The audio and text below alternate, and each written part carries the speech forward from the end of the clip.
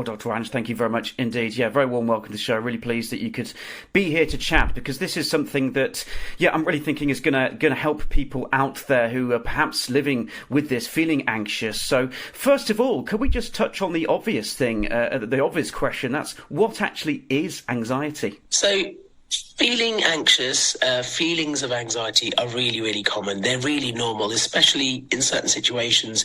If you've got a big event coming up or an interview or something like that, or an exam, lots of young people will be going through that at the moment. It's very normal to feel worried and anxious, and often we will be able to manage those feelings and they'll pass. But occasionally what can happen is the feelings can become overwhelming. They can become frequent or out of proportion and start to have a negative impact on our lives. And that's when we need to do something about them. Anxious feelings can manifest in various different ways. Many people will be familiar with the feelings of worry, stress, restlessness, mood changes that can come with it, but they can also manifest physically. So you might your heart rate might go up, your breathing rate goes up, you feel sick, you get stomach aches, headaches, problems with your sleep.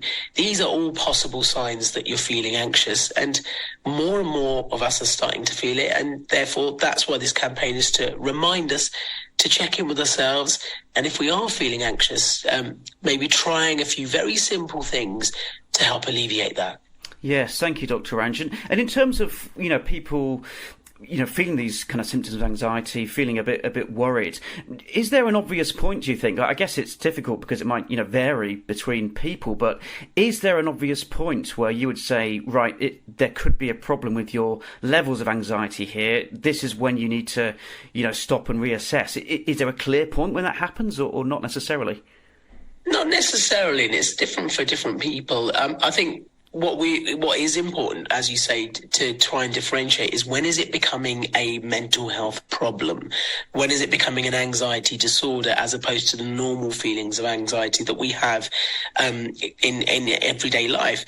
And I guess one of the ways of telling that is the impact that it's having on you. Is it stopping you doing the day-to-day things you need to do? Is it stopping you from enjoying your life? Is it taking over from other things? And are you struggling to manage it with simple self-care measures? If you're in that situation, you definitely should be seeking advice and perhaps speaking to a healthcare professional. But for everyone else who gets, feelings of anxiety or anxious feelings as part of normal life, there's lots of things that we can all do just to help ourselves, and it isn't necessarily an anxiety disorder then. Yes, thank you, Dr. Ranj. And I believe, one of the kind of key aspects of this campaign actually is encouraging people to just increase their level of kind of physical activity to help manage those feelings. So this is something that you're kind of driving today, isn't it? Yeah, so it's all about moving more.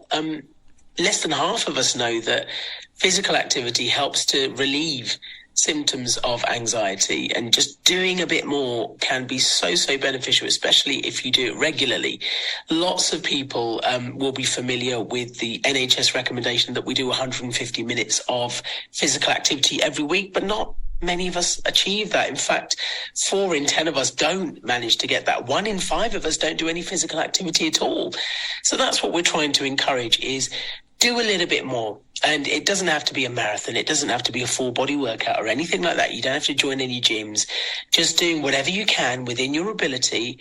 And if it's something that's new to you, start small and build up slowly, but make it a regular routine part of your day. And then you'll find that the more you do it, naturally your mindset and any symptoms of anxiety that you might be feeling will start to feel better.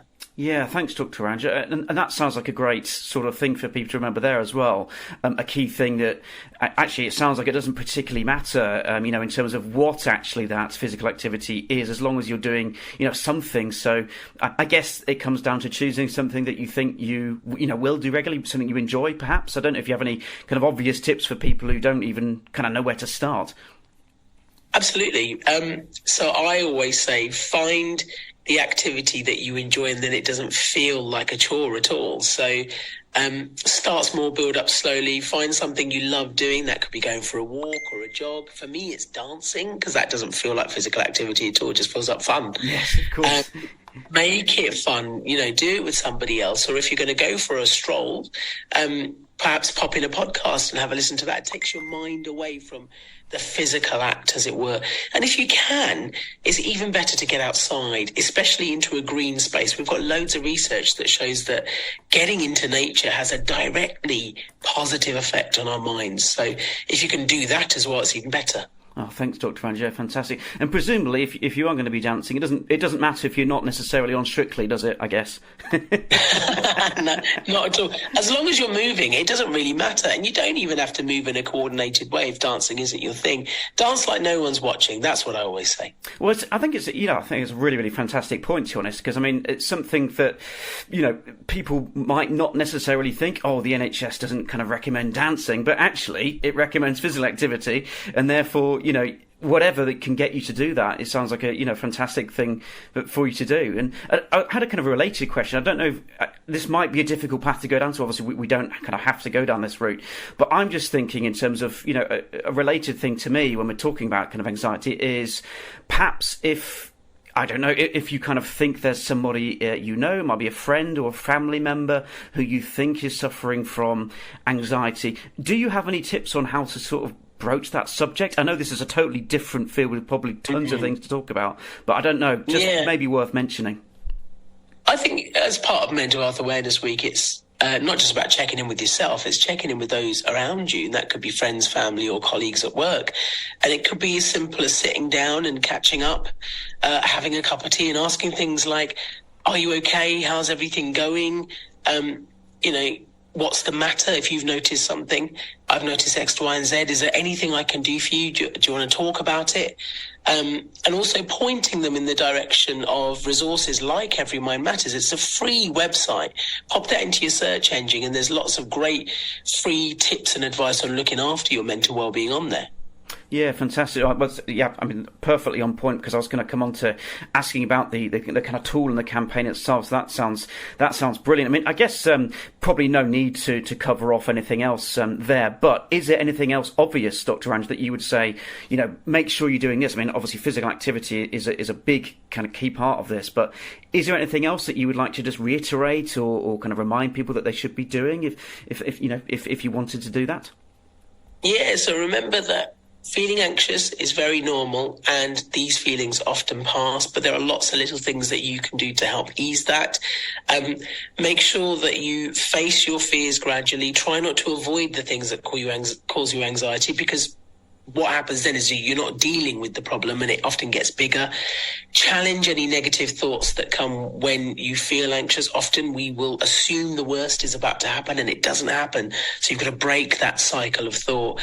And if it's something that's happening quite frequently, set up some daily worry time. Sit down and check in with yourself, have a little catch up and try to process those feelings. Give them a bit of thinking time so that they don't encroach in other parts of your day. And for some people, relaxation exercises when they're feeling those stressful, anxious feelings are really helpful. So if you want to do mindfulness and meditation, that's great. Whatever you want to do that allows you to slow down, stop, and just kind of take a moment, that's also really, really helpful. Oh, thank you very much, Dr. Ranj. Yeah, they all sound like fantastic tips. I really, really love the idea of sort of assigning some time, compartmentalising in that way, saying, right, that's the kind of worry time. It's not allowed outside of that time sort of thing. You process it and manage it. Sounds great. I mean, all of those tips are fantastic. So thank you. And I do urge, obviously, all of our listeners to go ahead and check out Every Mind Matters, in its entirety. And really just to head towards closing up, I won't keep you too much longer, Dr. Ranj. Just a couple of things, really. First of all, and now I know you've kind of already put across the kind of the key thing, which is to go and check out Every Mind Matters. But if there's any other websites, anything like that, you're very, very welcome to get those across.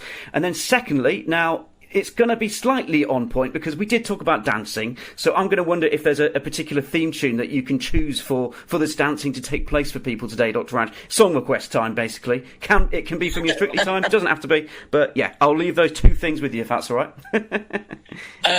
So firstly, for anyone that's feeling like they want to do more physical activity and they're ready to get it as a regular part of their day, there's some great free NHS approved apps available. So Couch to 5K and Active 10, both great sort of motivating apps for people to try to build a bit more movement into their day.